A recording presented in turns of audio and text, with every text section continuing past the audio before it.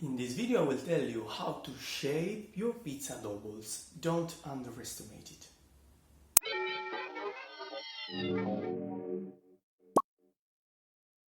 Hello everybody, welcome to Fabulous Pizza. Shaping your doubles is a very simple operation, but in my opinion it's also overlooked. In fact, you need to achieve certain features so you don't just roll a ball of dough. Now, before we move to my table, please consider supporting me, subscribe to my channel so you will encourage me to make more videos, and hit the notification bell so you will be the first to know when I will upload new content. Let's roll now. Now here is my dough, nice and rested. Let me remove it from the bowl so I can shape two doubles. Okay, now I will cut it in half using a knife. Let me use my scale, you can see I will use it.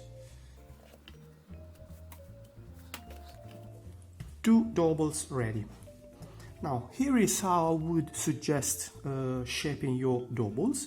You start closing it like this. You fold the edges towards the center of the ball, so like this, and then you do it on all around the double itself.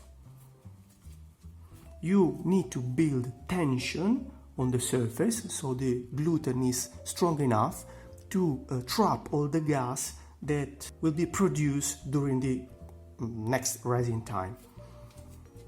As you can see, the surface is pretty tense because it springs back. Now, in this moment there is a problem, which is this: holes, cracks and all these traces. We need to close every trace to the point it's the double is closed. You don't need it to be smooth in this phase because it will rise for a while and it will become smooth eventually, but beware not to leave any trace, any ridge, any crack, everything, because after the rising time this will make your life harder when it's time to stretch the base. This is ready, nice and smooth. It needs to be round and smooth and plump, let's say. Let's do it once again. I'll do it a little bit quickly.